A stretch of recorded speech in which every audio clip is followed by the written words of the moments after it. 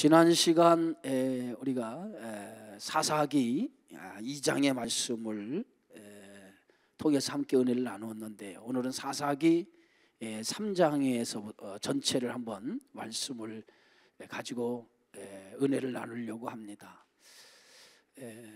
지난 시간 그 오후 예배에 드렸던 그 말씀을 제가 유튜브에 들어가서 한번 오후 예배 영상을 올렸더라고요.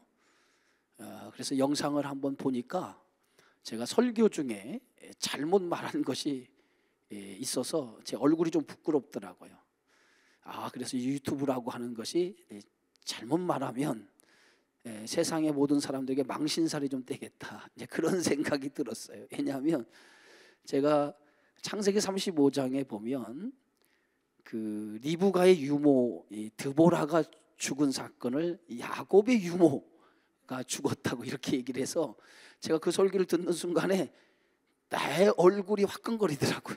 내가 이렇게 말을 잘못했구나. 그래서 혹시나 그 방송을 보는 사람들이 그럴 거 아니에요. 오해를 할 거 아니에요. 그래서 정정합니다. 창세기 35장에 그 리브가의 죽음, 그것으로 인해서 드보라, 리브가의 유모 드보라가 죽음을 통해서 야곱이 굉장히 슬퍼했던, 그래서 베델 그 상수리 나무 아래 그 시신을 묻어서 그 이름을 알론 바굿이라 불렀다 그랬거든요. 곡함의 소리라고 하는 뜻이 알론 바굿인데 이게 베델이죠. 복임이라고 하는 뜻을 가진, 다시 한번 정정하고 여러분 제대로 성경의 말씀을 아셨으면 좋겠어요. 물론 여러분들이 잘 알고 있었겠지만은 제가 잘못 말해도 여러분 찰떡같이 좀 알아들으면 고맙겠습니다. 자, 오늘 성경 말씀은 사사기 3장의 말씀인데요. 그 3장의 말씀을 읽기 전에 우리가 2장 21절에서 23절까지 우리 함께 말씀을 한번 다 같이 한번 읽어보겠습니다.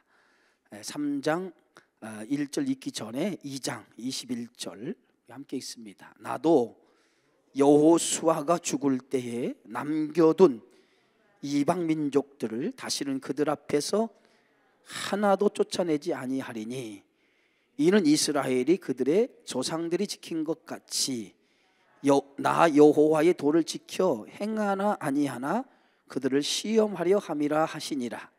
여호와께서 그 이방 민족들을 머물러 두사 그들을 속히 쫓아내지 아니하셨으며 여호수아의 손에 넘겨주지 아니하셨더라. 아멘.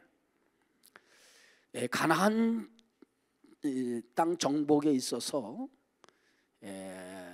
이스라엘 백성들이 가나안 원주민들을 다 쫓아내지 아니했죠.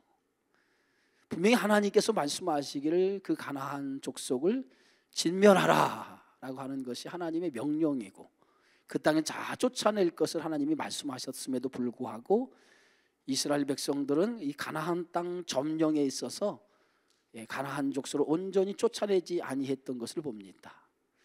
그들이 가나안 원주민들을 쫓아내지 아니했던 이유를 제가 말씀을 통해서 그들이 실릭을 따라서 그들을 가나안 원주민들을 쫓아내지 아니했다 그랬어요. 실릭. 그 가나안 원주민들을 종으로 부리기 위해서, 노동력을 위해서 그들을 남겨뒀다 그랬어요. 그래서 그들이 이 가나안 원주민을 쫓아내지 아니한 것은 결국은 그들의 실릭에 따라서 자기의 이익을 위해서 원주민을 쫓아내지 아니한 거죠. 그런데 결국 그것이 지난 시간에 말씀을 드린 것처럼 그들에게 올무가 되어지고 옆구리에 가시가 되는 존재가 된 것을 우리가 보게 되어지죠. 그런데 오늘 2장에서 3장에 있는 말씀을 보면 이 원주민들을 이스라엘 백성들이 자기의 실력을 위해 쫓아내지 아니했는데, 하나님께서도 이스라엘 백성이 쫓아내지 아니한 그들을 하나님께서 쫓아내지 아니했다라고 말하고 있어요. 그런데 이스라엘 백성들이 그 가나안 원주민을 쫓아내지 아니한 이유와 하나님이 그 가나안 원주민들 쫓아내지 아니한 이유가 달랐다는 거예요. 그죠? 이스라엘 민족이 가나안 원주민을 쫓아내지 아니하는 이유는 자기의 실익을 위해서 쫓아내지 아니했지만은 하나님은 그런 목적으로 쫓아내지 아니한 것이 아니라 그들이 쫓아내지 아니한 그것을 하나님께서는 쫓아낼 수 있음에도 불구하고 하나님이 그들이 쫓아내지 아니한 것을 그대로 놔뒀다는 거예요. 근데 왜 하나님이 그대로 놔뒀느냐? 그것을 오늘 성경에서는 뭐라고 얘기하냐면 그들을 시험하기 위해서 그랬다는 거예요. 시험하기 위해서 그랬다는 거예요. 응? 그것이 그들을 쫓아내지 아니한 이유인데 또 하나의 목적은 뭐냐면 여호와의 도를 지켜 행하나 아니하나 보기 위해서, 여호와의 도를 지켜 행하나 아니하나 보기 위해서 그들을 시험하기 위해서 쫓아내지 아니했다는 거죠.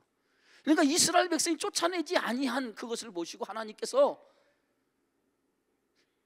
얼마든지 쫓아낼 수 있음에도 불구하고 그들이 하는 대로 그냥 놔둔 거예요. 그죠? 놔둔 거예요. 그런데 하나님이 쫓아내지 않냐고 놔둔 이유가 뭐냐면 그들이 여호와의 도를 지키나 안 지키나 그들을 시험해 보기 위해서 하나님께서도 그냥 놔뒀다는 거예요.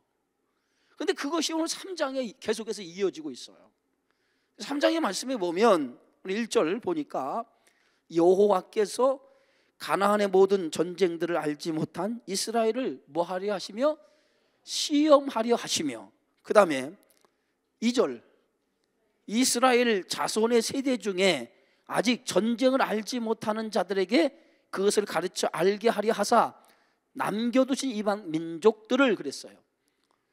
오늘 1절과 2절에 보면 그 1절과 2절 속에 담겨진 내용이 뭐냐면 어떤 내용이 있냐면 알지 못한 이런 내용이 중복되어 있어요. 알지 못했다. 네? 그래서 뭘 알지 못했느냐? 전쟁을 알지 못한 이스라엘 백성들을 시험하려 하여 가나안 땅에 들어서서 그들은 가나안 원주민들을 몰아내기 위해서 많은 전쟁을 치렀어요. 근데 그 전쟁을 치르는 가운데 그 전쟁이 이스라엘 백성들이 싸움을 장일해서 능해서 그들이 가나안 원주민들을 쳐부순 것은 아니잖아요. 그죠? 가나안 정복의 모든 전쟁의 사건은 하나같이 뭐예요? 하나님의 절대적인 은혜 도우심을 통해서 그들이 가나안 정복을 한 거예요. 그들이 뭐 실력이 있어서 싸움을 잘해서 능해서 그들이 가나안 정복의 전쟁을 승리로 가져온 게 아닌단 말이에요. 모든 전쟁의 승리에는 누가 있었어요? 그 한가운데 하나님의 도우심, 하나님의 역사가 그 가운데 있었던 거예요. 그러니까 결국은 그 전쟁의 모든 것은 뭐냐면 하나님의 절대적인 주권 속에 전쟁의 승리를 가져온 거예요. 그걸 뭐라고 얘기하죠? 하나님의 도우심, 하나님의 은혜라고 얘기할 수 있어요.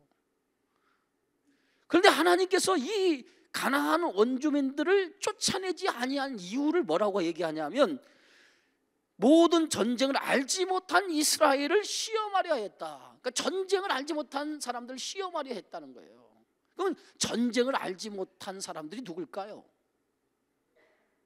전쟁을 알지 못한 사람들이 누구예요? 가나안 정복 전쟁에 참여하지 않은 사람들을 가리킬 거 아니에요. 가나안 정복에 참여하지 않은 사람들, 그 사람들을 위해서 쫓아내지 아니했다는 거예요. 뭘 알게 하기 위해서? 뭘 알게 하기 위해서? 오늘 보니까 그들을 이스라엘을 시험하려 했다는 거예요. 이 시험이라고 하는 것은 뭐냐면 그들로 하여금 하나님이 어떤 분인가 하는 것을 알게 하기 위해서 놔뒀다는 거죠. 시험으로. 자, 그 다음에 2절에 보니까 이스라엘 자손의 세대 중에 아직 전쟁을 알지 못하는 자들에게 그것을 뭐요? 가르쳐, 여기도 뭐요? 알게 하려 하사 남겨두셨다는 거예요. 그러니까 전쟁을 알지 못하는 세대들에게 그 원주민들을 남겨둔 이유가 이스라엘 백성들이 남겨둔 이유와 다른 거죠. 그러니까 하나님은 그들을 남겨두신 이유가 순전히 어떤 목적이냐면 하나님이 어떤 분이냐, 하나님이 어떤 분이냐라고 하는 것을 알게 하기 위해서 남겨두신 거예요. 그러니까 교육적인 목적인 거죠. 그러니까 이스라엘 백성들이 가나안 원주민을 쫓아내지 아니한 이유와 전혀 다른 거예요. 하나님이 어떤 분인가? 제일 중요한 것은 뭐예요? 하나님이 어떤 분인가라고 하는 것을 알아야 될 거 아니에요. 네? 전쟁에 참여한 사람들은, 가나안 원주민의 전쟁을 참여한 사람들은 하나님의 어떤 분인가 하는 것을 전쟁을 통해서, 자신들의 실력이 아니라 전적인 하나님의 도우심을 통해서 가나안 정복의 역사를 가져왔다라고 하는 것을 그들은 직접 그 현장을 통해서 체험을 했단 말이에요. 그래서 하나님이 어떤 분인가를 그들은 뼛속 깊이 사건을 통해서 그들은 알게 되어진 거예요. 그런데 그 후대의 사람들은 하나님에 대해서 경험이 있어요, 없어요? 경험이 없는 거예요. 그래서 그 경험이 없는 그들로 하여금 이 가나안 원주민을 남겨줌으로 인해서 뭐요? 하나님이 어떤 분인가, 가나안 원주민들을 통해서 하나님이 어떤 분인가를 그들에게, 그 후손, 전쟁에 참여하지 않은 그 후손들에게 하나님이 어떤 분인가를 알게 하기 위해서 남겨두셨다는 거예요. 그 목적이 다른 거죠. 예? 그런데 그 남겨두신 족속을 오늘 3절에서 이렇게 말하죠. 블레셋 5군주들과 모든 가나안 족속과 시돈 족속과 바알 하르몬 산에서부터 하맛 입구까지 레바논 산에 거주하는 히위 족속이라. 그래서 남겨두신, 우리 4절로 다 같이 한번 읽어봅시다. 남겨두신 이 이방 민족들로 이스라엘을 시험해서, 또 시험이라는 말이 나와요. 시험하사 여호와께서 모세를 통하여 그들의 조상들에게 이르신 명령들을 순종하는지 알고자 하셨더라 그랬어요. 이스라엘 조상들에게 명령하신 그 명령을 순종하는지. 그래서 결국은 하나님께서 이 가나안 족속을 남겨둔 이유가 뭐냐면 하나님이 어떤 분인가를 알게 하기 위해서가 첫 번째야. 하나님이 어떤 분인가, 그걸 알게 하기 위해서가 첫 번째. 그럼 두 번째는 목적이 뭐냐면 하나님의 말씀을 그들이 지켜 행하나 행하지 않나 하는 것을 뭐 하기 위해서? 보기 위해서. 첫 번째가 뭐라고요? 예? 첫 번째가 뭐예요? 하나님이 뭐예요? 하나님이 어떤 분인가라고 하는 것을 알게 하기 위해서가 첫 번째. 하나님이 어떤 분인가, 그걸 알게 하기 위해서가 첫 번째야. 자, 두 번째는 뭐예요? 저들이 이제 가나안 정복을 마치면서 여호수아가 뭐라고 하냐, 나와 내 집은 오직 여호와만을 섬기겠다 그잖아요. 그러면서 오늘 가나안 정복을 하면서 하나님께서 이스라엘 백성들에게 명령하신 명령의 말씀이 있어요. 그 명령하신 명령의 말씀이 뭐냐면 하나님의 말씀을 그 땅에 들어가서 행하고 그 말씀대로 살아라는 거예요. 그러니까 하나님께서 그 원주민들을 그 땅에 쫓아내지 아니한 이유는 그들이 하나님께서 이미 그들의 조상들에게 말씀한 그 말씀을 지켜 행하나 하지 않나 하는 것을 그들로 인해서 보기 위해서 남겨두었다는 거예요. 두 가지 목적이에요. 예? 그러면 하나님께서 오늘 성경의 말씀에 보면 하나님께서 그 조상들에게 명령하신 그 명령의 말씀이 뭐예요? 예? 우리가 크게 압축해서 얘기하면 하나님께서 이스라엘 백성들이 가나안 땅에 들어가서 그들에게 가나안 땅에 들어가서 살게 될 그들에게 명령하신 그 명령의 말씀을 크게 우리가 생각하면 두 가지로 오늘 생각해 볼 수 있어요. 첫째는 뭐일까요? 첫째는 뭐예요? 응? 네? 첫째는 제일 중요한 거예요. 신명기 전체 저 주제가 뭐예요? 여호와 하나님만을 사랑하라는 거예요. 사랑하라는 거.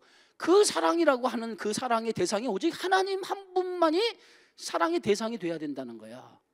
그러면 가나안 땅에 들어가면 가나안 땅에는 이미 하나님 외에 가나안 원주민들이 섬기는 많은 뭐가 있어요? 우상들이 있어요. 저들이 섬기는 우상들이 있단 말이에요. 그 우상들이 가나안 원주민들이 섬기고 있는데 그 섬기는 그 우상들은 하나같이 뭐냐, 자기가 원하는 목적을 이루기 위해서 세운 우상이라고 그랬잖아요. 그게 바알이고 그게 아스다르라고 그랬잖아요. 그렇잖아요. 그러니까 하나님께서 가나안 땅에 들어가기 전에 하나님의 말씀이 그들에게 뭐라고 얘기했냐면 가나안 땅에 들어가서 너희가 뭘 섬기지 말라? 우상을 섬기지 말라는, 우상을 섬기는, 우상을 섬기지 말라는 거예요. 오직 우상을 섬기지 말라는 그 이유는 하나님만을 사랑하라는, 하나님만을 사랑하는, 그게 하나님께서 이 가나안 땅에 들어간 이스라엘 백성들에게 간곡하게 부탁한 말씀이에요. 오직 하나님만을 뭐해라?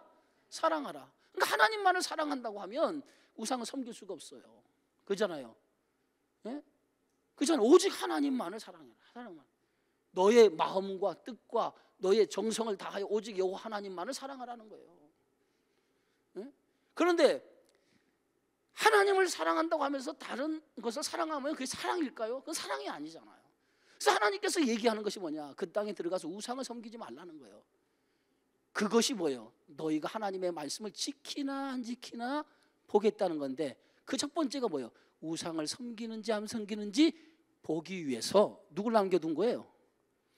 가나안 원주민들을 이스라엘이 쫓아내지 아니한 것을 하나님께서 그냥 방관하고 그들이 하나님의 내가 말한 그 말을 지키나 안 지키나 보겠다는 거예요.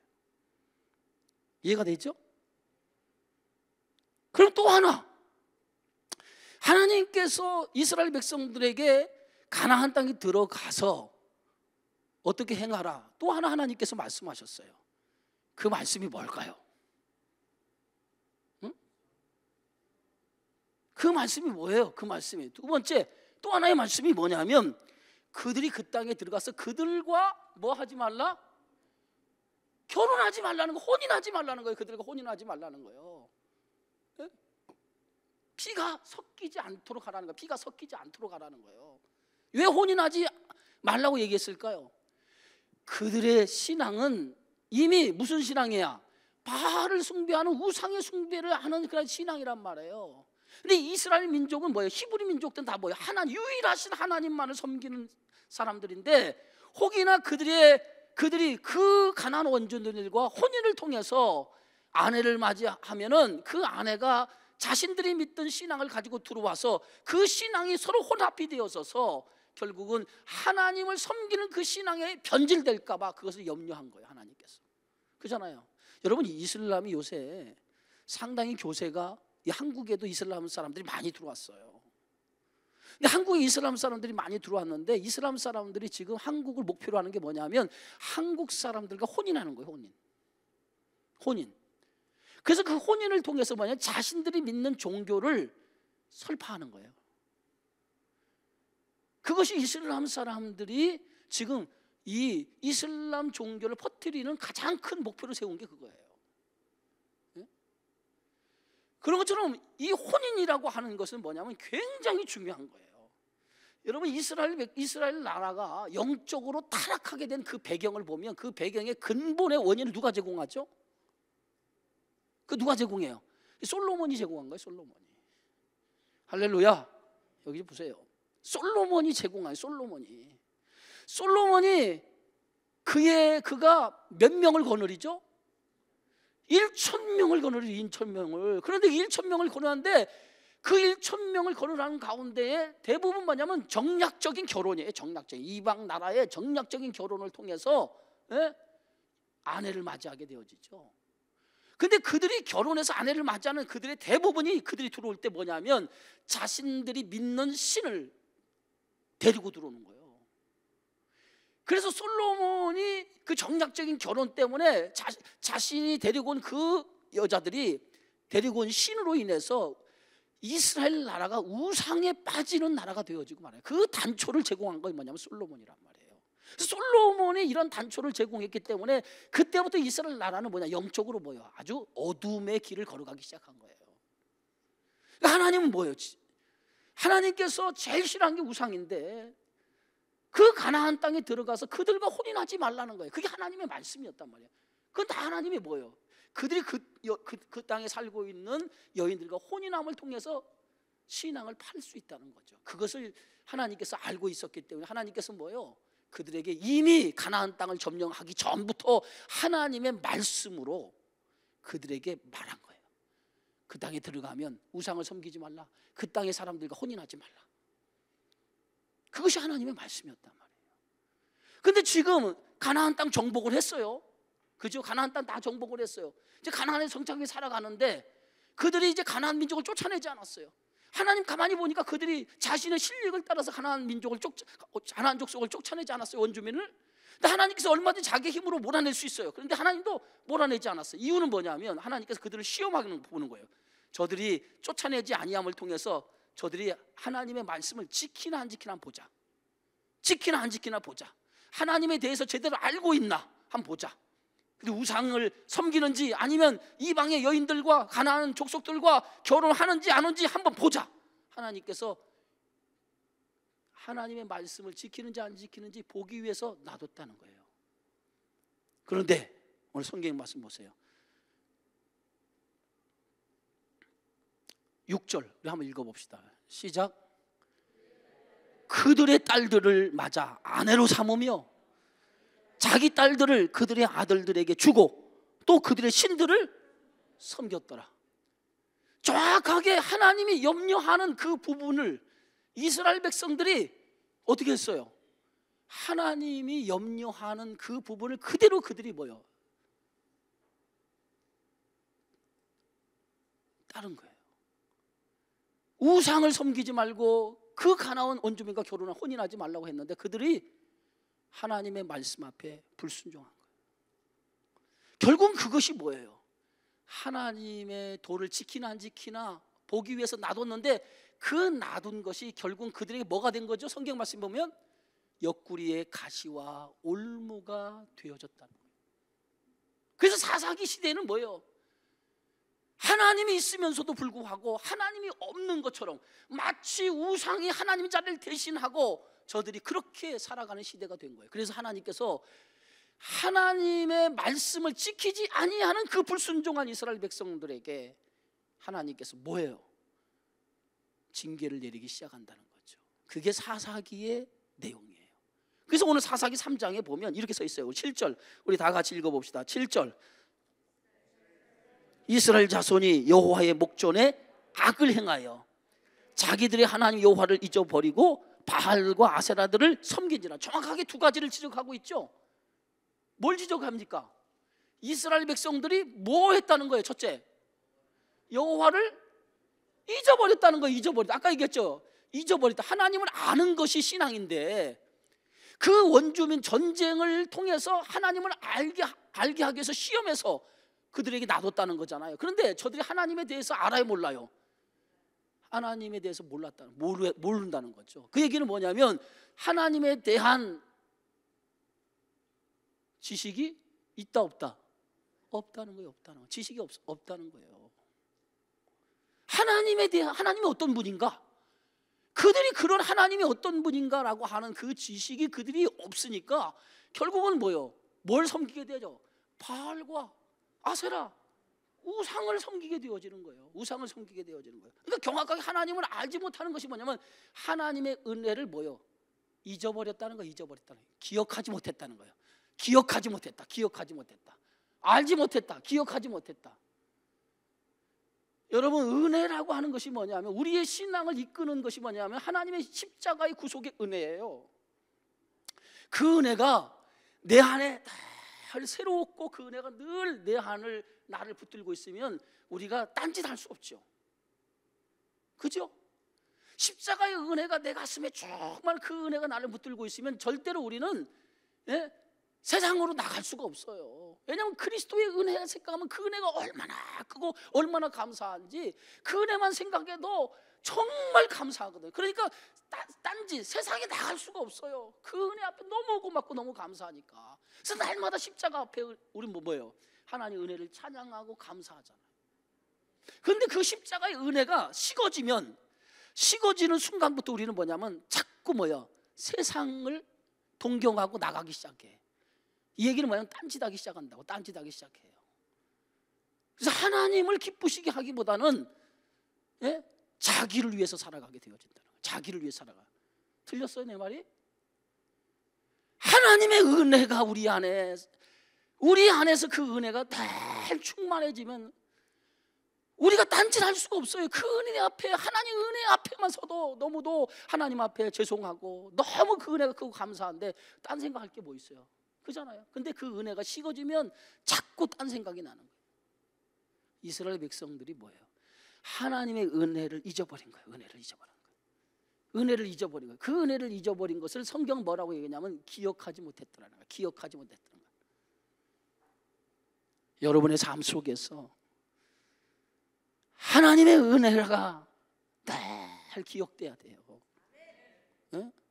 우리가 지금 사순절을 이렇게 보내는 것은, 이 사순절은 절기잖아요. 절기, 그죠? 근데 이 사순절은 매년 이 절기를 통해서 있어요. 절기. 근데 이 사순절의 시작을 어떻게 시작하는지 아세요? 사순절의 시작이 제의 수요일이라고 그래가지고, 그죠?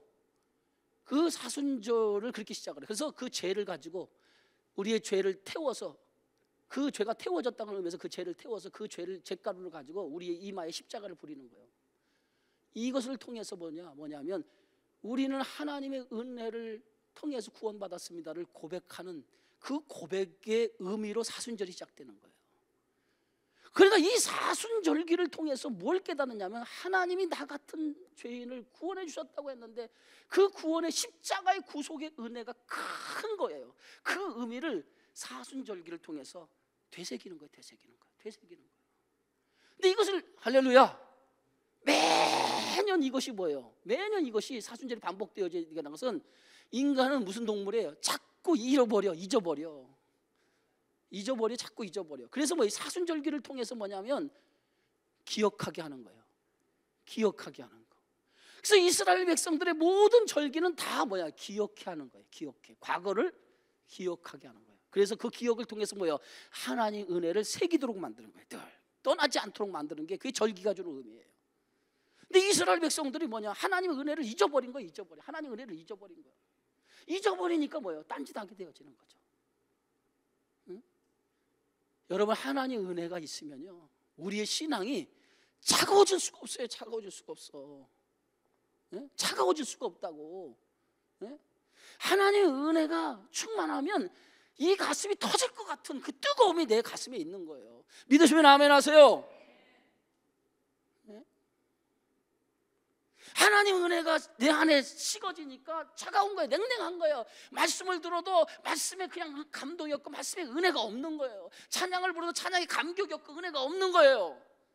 눈물을 짜려고 해도 눈물이 안 나오는 거예요. 응? 여러분 기도해서 여러분 울어본 적 있어요? 옛날 거 말고.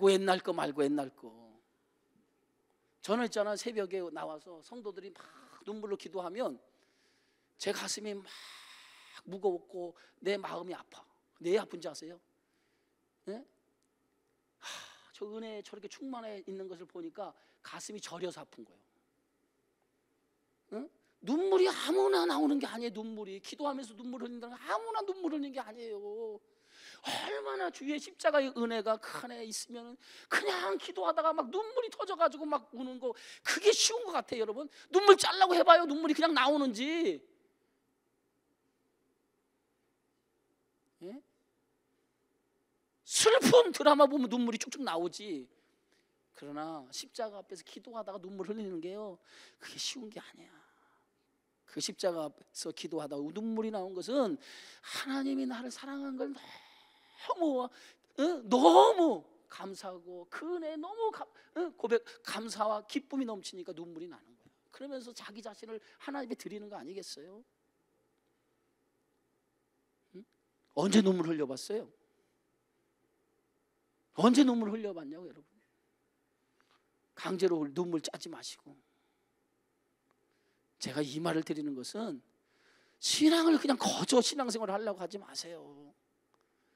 그리스도의 은혜가 내 안에 정말 나를 붙드는 힘, 그 십자가의 능력이, 십자가의 은혜가 내 안에 정말 이게 폭포수처럼 가슴에 미어져도 이 은혜가 내 안에 가득 차야 된단 말이에요. 그것은 뭐냐면 주의 십자가의 은혜가 내 안에 기억되는 거예요.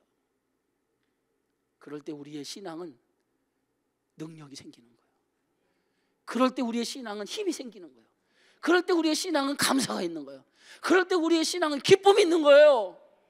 그래야 우리의 신앙생활 어떤 어려움 가운데도 그 기쁨과 감격과 그 능력이 나를 끌고 가는 능력이 되어지는 줄 믿습니다. 왜 이런 것 때문에 지쳐가지고 쓰러져가지고 신앙생활을 어떻게 하냐 많이.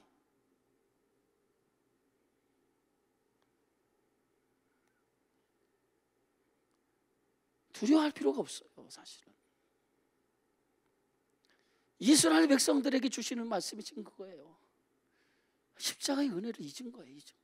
은혜가 잊어버리니까 하나님의 말씀을 잃어버린 거예요. 말씀을 잃어버리니까 엉뚱한 짓 한 거예요. 딴짓 한 거예요. 그러니까 하나님의 예수는 뭐예요? 아프잖아요. 마음이 얼마나 가슴이 아프고. 내 사랑하는 자녀, 오늘 되겠잖아요. 제가 오전에 히브리서 12장의 말씀, 징계가 없으면 사생하여 친아들이 아니다 그랬어요. 그럼 하나님께서 그 사랑하는 아들에게 온갖 정을 다 부어줬는데, 온갖 정을 다 부어가지고 그들을 사랑했는데 그들이 딴짓을 해봐요. 얼마나 하나님의 마음이 아프겠어요. 그러면 그들을 돌이키게 하는 방법이 뭐예요? 징계, 채찍을 들어서라도 돌이키게 해야 될 거 아니에요. 그래서 하나님이 드디어 채찍을 드는 거예요. 채찍을. 그 채찍을 들었을 때 그 채찍은 뭐냐? 사랑하기 때문에 든 거예요. 사랑하기 때문에. 어떻게 들었어요? 오늘 성경의 말씀에 보면 이렇게 써 있잖아요. 8절, 여호와께서 이스라엘에게 진노하사 그들을 메소포타미아 왕 구사 니사다임의 손에 파셨다는 거예요. 여러분, 하나님께서 당신의 백성을 메소포타미아 왕에게 팔아버렸다는 거예요. 얼마나 가슴 아프니. 여러분, 이 말씀 듣고 가슴 안 아프나요? 당신의 아들이에요. 당신의 아들, 당신의 자녀예요. 당신의 백성이에요. 그 백성을 고통의 자리에, 고난의 자리에, 불모 속에 집어넣었다는 거예요. 왜 집어넣었어요? 사랑하기 때문에. 이게 하나님의 얼마나 구구절절한 사랑입니까? 사랑하기 때문에 내가 파셨다는 거예요. 사랑하기 때문에. 그냥 우리가 이 구절을 단순하게 읽을 게 아니잖아요. 하나님 얼마나 사랑했으면 그 사랑하는 그 당신의 종을, 당신의 백성을 메소포타미아 왕에게 팔았을 때 하나님의 심정을 한번 생각해 보세요. 여러분, 자녀를 징계하고 난 다음에, 그 징계하고 나서 부모가 자녀를 매를 들어가지고 때리고 난 다음에 들어섰을 때 부모가 얼굴에 기쁨, 웃는 얼굴이 부모가 한 사람이라도 있습니까? 자녀를 때리고 나서 뒤돌아서는 부모의 마음은 그냥 찢어지는 거예요. 찢어지는 거예요. 그래 안 그래요? 하나님의 마음을 좀 아셔야지. 얼마나 하나님의 마음이 아팠으면 그들을 넘겨신 거예요. 넘겨시는, 나는 그래요. 이스라엘 백성들은 지금 혹독한 구사나임에게, 메소포타미아 왕에게 고통을 겪어서 힘들지만은 더 힘든 것이 뭐냐? 하나님이다는 거예요. 그걸 지켜보고 있는 하나님. 고통의 그 자리를, 그 고통의 자리 속에 있는 그 백성을 지켜보는 하나님의 마음은 천갈래 만갈래 찢어진다는 거예요. 이런 하나님의 마음을 생각해 보셨어요? 오죽하면 그렇게 했을까? 그 방법밖에, 따라합시다. 그 방법밖에 돌이킬 수 있는 방법이 없기 때문이다. 그 방법밖에 돌이킬 수 있는 방법이 없기 때문에 하나님께서 그렇게 했다는 거예요. 그렇게.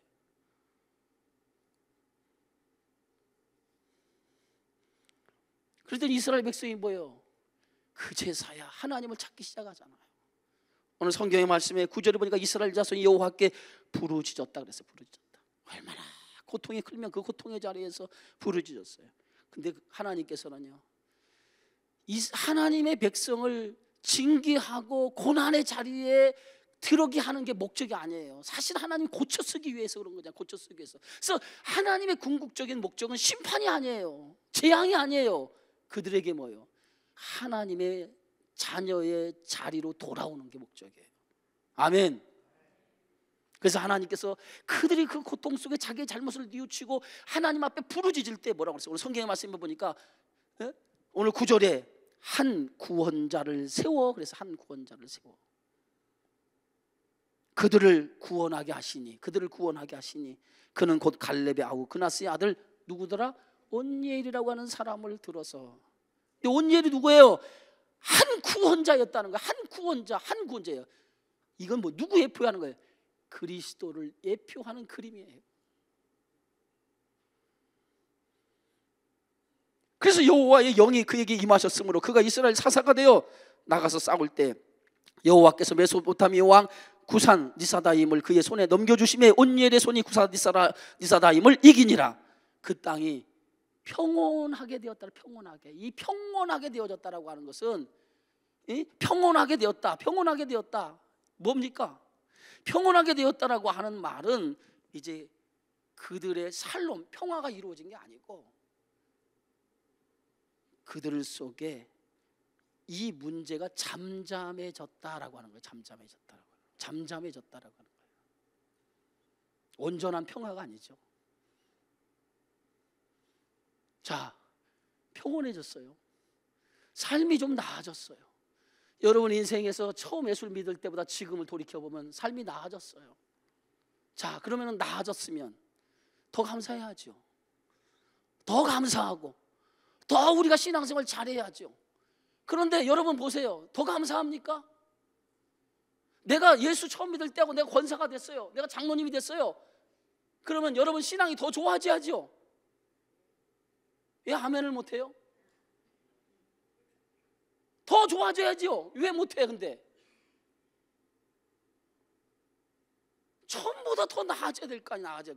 내가 처음 예수 믿을 때보다 지금 상당한 시간이 흘렀다면 그만한 내가 신앙의 깊이와 하나님에 대해서 많이 아는 믿음을 가졌다고 하면 더 좋아져야 되는데 왜 그러지 못하냔 말이에요.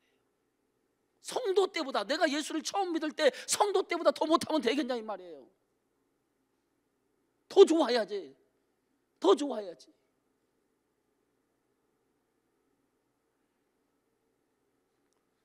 저는 우리 교회 장로님들을 보면 참 감사한 마음을 안 느껴요. 우리 젊은 장로님들이 많이 희생하는 모습을 보면 참 귀감이 된다 생각을 해요.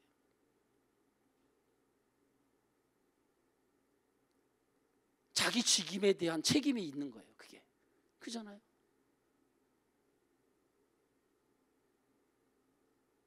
더 잘해야 돼. 우리가 더 잘해. 근데 이스라엘 백성들에게 하나님의 은혜가 있고 평온해졌으면 더 잘해야 될 거 아니에요. 더 잘해야 될 거 아니에요. 그런데 그 뒤이어서 평온한 지 40년이 지나니까 또다시 그들의 스물스물 뭐가 기어나와 하나님 은혜를 잊어버리는 그 모습이 또 기억나와. 옛 모습이죠. 옛 모습. 늘 우리 안에 이 옛 모습이 스물스물 기어나오는데 이 스물스물 기어나오는 이걸 말이에요. 어떻게 해야 돼요? 기어나오지 못하도록 해야 될 거 아니에요. 근데 우리가 그렇게 살고 있습니까? 이스라엘 백성들 또 기어나오는 거 보세요. 12절 우리 함께 읽어봅시다. 이스라엘 자손이 또 여호와의 목전에 뭘 행하여? 악을 행하니라. 이스라엘 자손이 여호와의 목전에 악을 행함으로 여호와께서 모압 왕 에글론을 강성하게 하사 이제는 하나님께서 뭐요? 에글론이라고 하는 모압 왕 에글론, 모압을 강하게 했다면 강성하게 해가지고 그 모압 왕 에글론으로 하여금 누굴 치는 거예요? 또 이스라엘을 또 하나님께서 뭐예요? 이스라엘을 괴롭히게 만드는 거예요. 하나님 마음이 얼마나 아프겠어요. 응? 또다시 하나님께서 매를 드는 하나님의 마음이 얼마나 아프겠어요. 그죠? 얼마나 아프겠어. 얼마나 아프겠어. 응? 근데 이것이 계속 반복되어진다는 거야. 그럼 반복되어진다라고 하는 얘기는 뭐예요? 돼지가 자기가 먹은 거 뱉어가지고 또 먹고 또 뱉다가 또 먹고 하는 거하고 똑같은 거 아니에요? 그잖아요.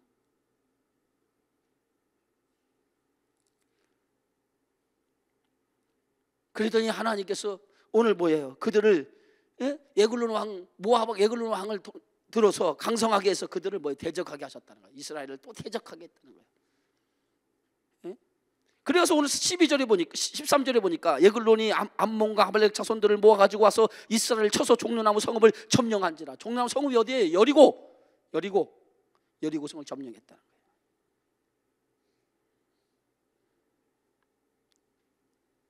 그래서 그들이 어떻게 해서 18회 동안 18년 동안 누굴 섬겨요? 하나님을 섬겨야 될 이스라엘 백성이 누굴 섬겨? 모압 왕을 섬기게 되어진 거예요.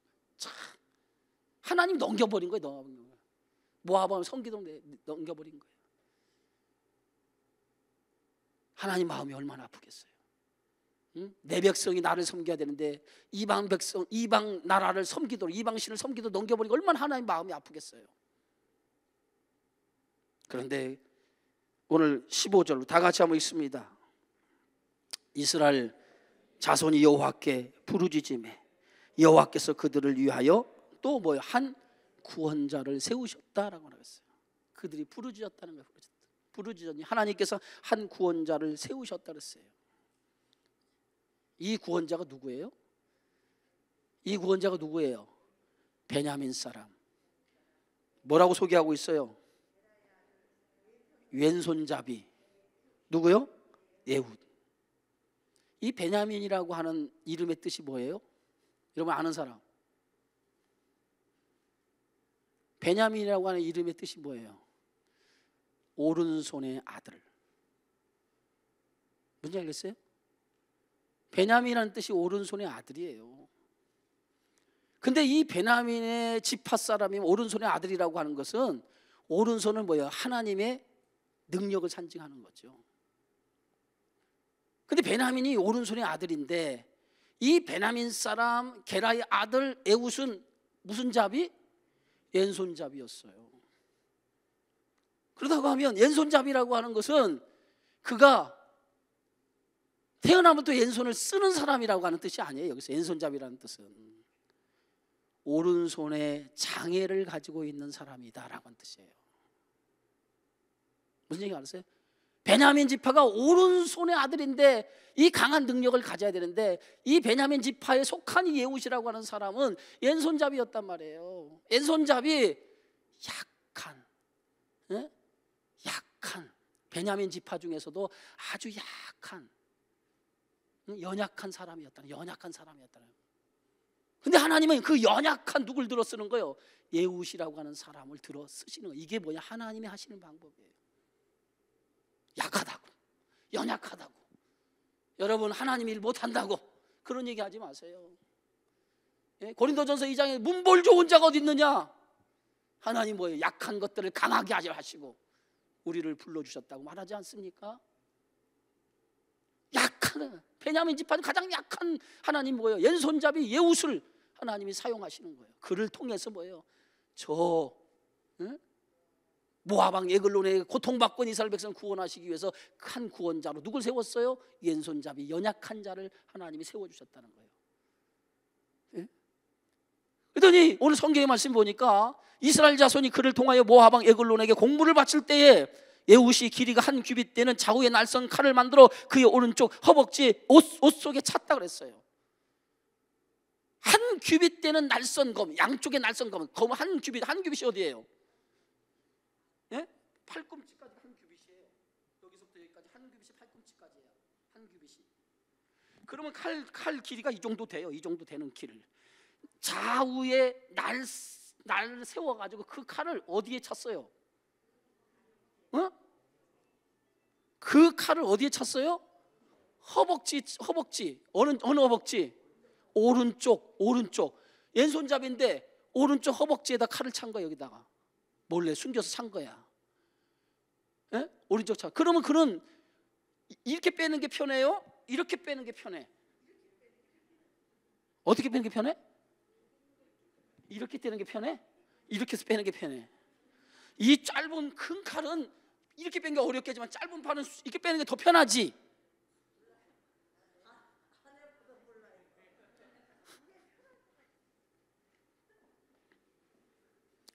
그 칼을 숨겨가지고 에훗이 오늘 성경 말씀을 이제 읽어봅시다. 이제 계속해서 읽어봅시다. 이제 성경 말씀 다 끝났어요. 이제 자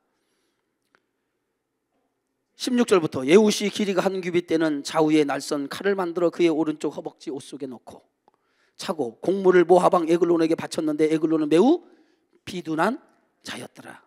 에훗이 곡물 바치기를 마친 후에 곡물을 메고 온 자들을 보내고 자기는 길갈 근처 돌 뜨는 곳에서부터 돌아와서 이르되 왕이여 내가 은밀한 일을 왕에게 아뢰려 하나이다 하니 왕이 명령하여 조용히 하라 하매 모셔 선 자들을 다 물러간지라.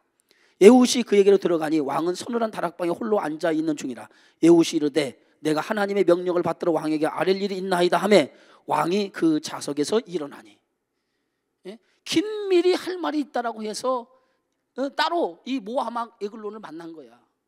그러니까 이 에글론이 뭐야? 자기에 있는 신하들 다 물리친 거예요. 그래서 1대1로 이제 만나게 된 거예요.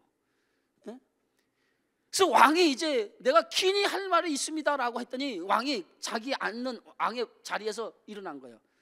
일어나니 에훗이 뭐예요? 왼손을 뻗쳐서 오른손의 허벅지에 숨겨놓은 그 칼을 뭐요? 빼서 어떻게 했어요? 왕의 몸을 찌르기 시작해. 찔렀다는 거예요.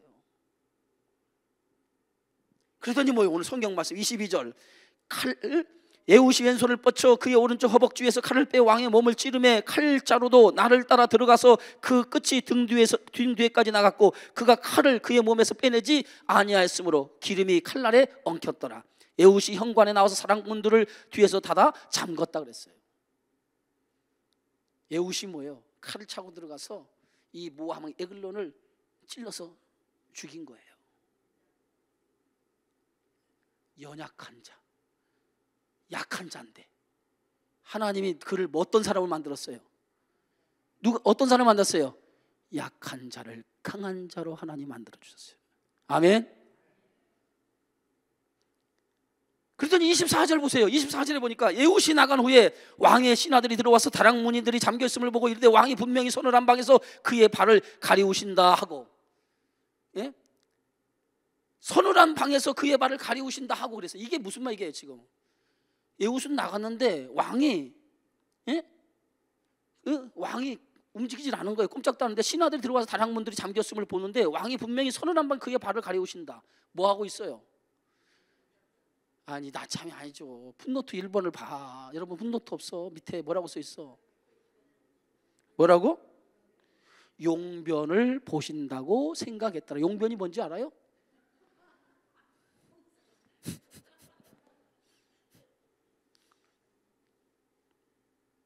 그들이 오래 기다려도 왕이 다락문들을 열지 아니하는지라 열쇠를 가지고 열어본즉 그들이 군주가 이미 땅에 엎드려져 뭐 했더라? 죽었더라. 그래서 그들이 기다린 동안에 에훗이 피하여 돌뜨는 곳을 지나 스이라로 도망하니라. 그가 이르되 에브라임 산지에서 나팔을 불매 이스라엘 자손이 산지에서 그를 따라 내려오니 에훗이 앞서가며 그들에게 이르되 나를 따르라. 여호와께서 너희 원수들인 모압을 너희 손에 넘겨주셨느니라 하며 무리가 에훗을 따라 내려가 모압 맞은편 요단강 나루를 장악하여 한 사람도 건너지 못하게 하였고 그때 모압 사람 약 10,000명을 죽였으니 모두 장사요 모두 용사라 한 사람도 도망하지 못하였더라. 약한 에훗이 모압 왕 에글론을 칼로 찔러 죽이는 것을 통해서 그 모압 군사를 완전히 진멸하게 되어졌다는 거예요. 그래서 그 땅에 몇 년? 80년 동안 80년 뭐가 있어요? 평온하였더라. 평온하였다. 잠잠해진 거죠. 약한 자를 들어 쓰신 하나님. 하나님의 은혜를 기억하고 살아가는 사람은 약한 자가 아니에요. 하나님의 은혜 속에 살아가는 사람은 약한 자가 아니에요. 여러분 하나님의 은혜 속에 살아가길 주의 이름으로 축원합니다. 하나님 은혜 속에 살아가는 자 약한 자가 될 수 없어요. 그들은 강한 자예요. 하나님의 능력이 여러분과 함께 하심을 믿으시고 한 주간도 여러분 약한 자라고 생각하지 마시고 하나님 은혜 안에 머물러서 그 은혜가 여러분을 붙들어서 강한 자로 세상에서 믿음으로 승리하는 저와 여러분의 삶이 되어지기를 주의 이름으로 축원합니다. 고마우신 아버지 하나님 감사